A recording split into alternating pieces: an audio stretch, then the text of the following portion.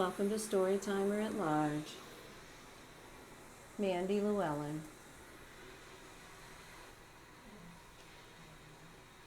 In January of 1978, Jeffrey Lynn Hand was shot and killed by police while attempting to abduct a woman in Kokomo, Indiana. So he can't be a suspect in the disappearance of a young woman who we would come to know later that year.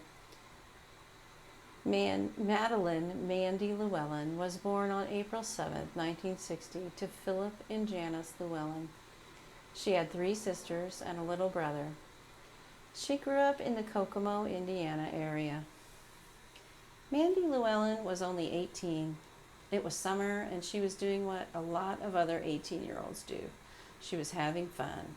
She had worked at restaurants, but wasn't currently working anywhere. She lived in Kokomo at 823 West Monroe. On June 17, 1978, she and a friend went to a local radio station to visit a disc jockey there. If you're a young person today, you might not even listen to the radio. We all have access to music on apps on our phones, and we just choose what we want to hear right now. In 1978, though, we only had radio stations whose signals could reach our homes. So if you lived too far away from the radio station, you weren't going to be able to listen to that one. But in Indiana, we had quite a few radio stations to choose from in just about any town.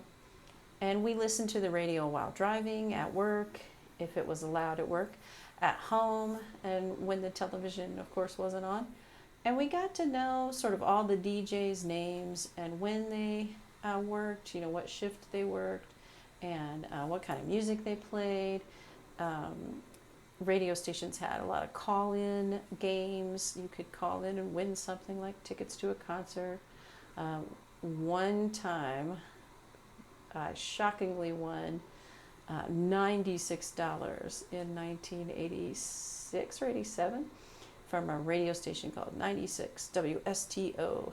I answered a trivia question and got the $96 came in the mail, and it might as well have been $96,000 because $96 was a huge amount of money to me, a very poor girl living in Indiana in the 80s there. Yeah, it was exciting. So, Mandy and her friends really knew all about the DJs who worked, and she and her friends had gone to this radio station, WIOU, to see the DJ that Saturday. I kind of wonder if that sometimes, not all the time, but sometimes there would be a window that you could see the DJ working through the window, and I kind of wonder if that's the case there. She didn't go inside the WIOU building. The DJ and she weren't personally acquainted, I found out in an article later, so she didn't go in there to see him or talk to him, but she was abducted there in the parking lot. More than one person saw Mandy in a vehicle with a man who had a really bad reputation around Kokomo. It wasn't clear to those looking if she got into the car willingly or if she was forced. Word got back to Mandy's family, and they were terrified because of the stories surrounding this man. To me, it seems like Mandy did not go willingly with this man. I think that that he forced her somehow. And this is a crowded area, so this is a brazen abduction. There's quite a few people in the parking lot hanging out, talking, listening to the music, and this man abducted her in front of people who would clearly see that he had done it. So everyone knew that Mandy was in grave danger. Mandy and her sister were very close, and they spoke on the phone daily. Mandy would not run away. She wouldn't go with a stranger or with someone who was dangerous.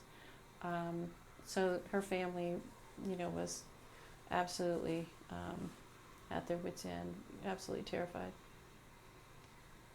Weeks later, in July, a 13-year-old boy found Mandy's body at the edge of a wooded area on the farmland of Russell Young, near the intersection of County Roads 300 North and 300 West. She was nude and she had been strangled. The killer had twisted her underwear around her neck so tightly that it was still there all those weeks later. Her bathing suit top had been used to tie her hands behind her back. Decomposition was advanced to the point that the medical examiner said they could not prove whether Mandy had been beaten or sexually assaulted. But I think we can safely assume that that's what happened. 24-year-old Robert L. Avery Sr. It's strange that he calls himself senior when he's only 24. He was arrested on Sunday, July 2nd, 1978. Police knocked on his door at 916 Brentwood Drive in Kokomo at 5 a.m. Robert L. Avery Sr. was already facing abduction and rape charges for a previous incident. And yet, here he is reoffending. Police caught him in the act of raping a store clerk on March 26, 1978. He had been released, however, on $20,000 bond by the judge to await trial. If abduction and rape had been considered a serious crime and Avery had not been let out on bond, Mandy Lewellen would still be alive today. But in 1978, in Indiana, the laws were written by men, and they wrote laws that were very lenient toward rapists. Being raped wasn't something many of these men thought they would ever have to worry about, and so they didn't. For that first abduction and rape case, Robert L. Avery Sr. would be sentenced to 8 years in prison. He would then be transported back and forth from prison for the trial of Mandy Llewellyn's murder. He had also been arrested in July of 1977, the year before, for the rape of a 16-year-old. If only rape had been considered a serious and violent crime. Avery had admitted to abducting Mandy and led police to her body.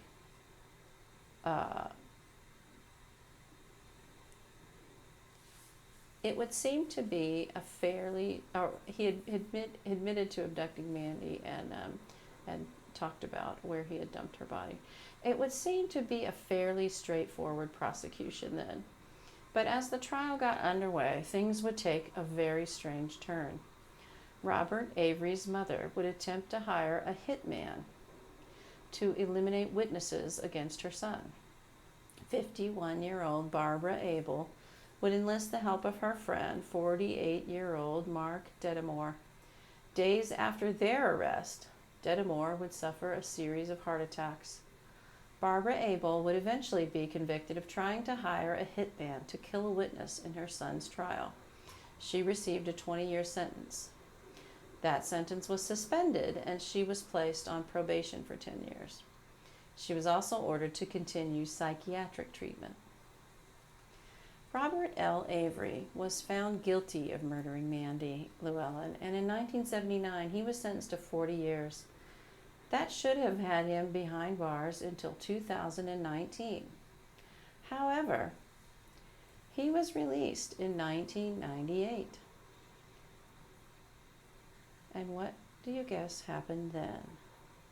If you guessed that Robert L. Avery almost immediately began committing crimes against women, you would be right.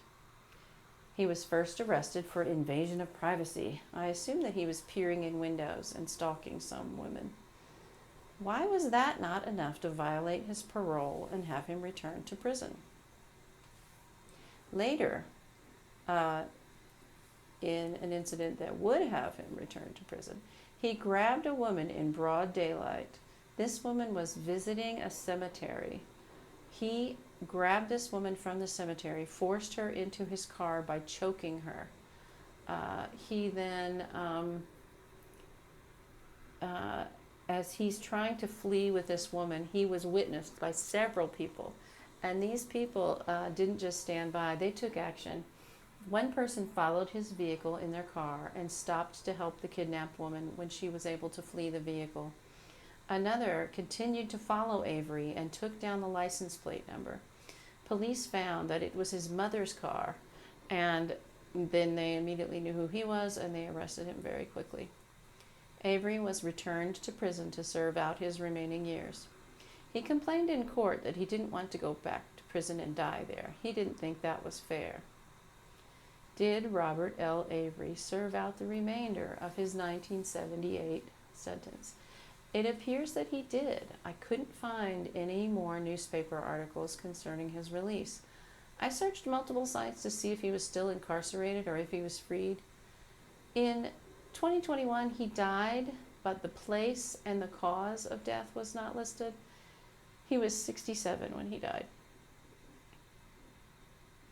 The same mortuary company that handled Mandy's funeral in 1978 also did the funeral of her killer in 2021. That's kind of how it goes in a lot of small towns. There's one place to go for this service, and so, yeah. Mandy Lewellen was only 18 when her life was taken. She was just a young woman still.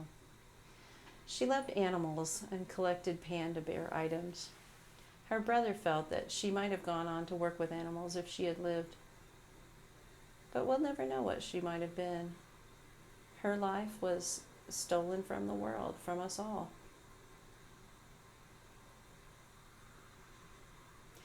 Rest in peace, Madeline, Mandy Lewellen.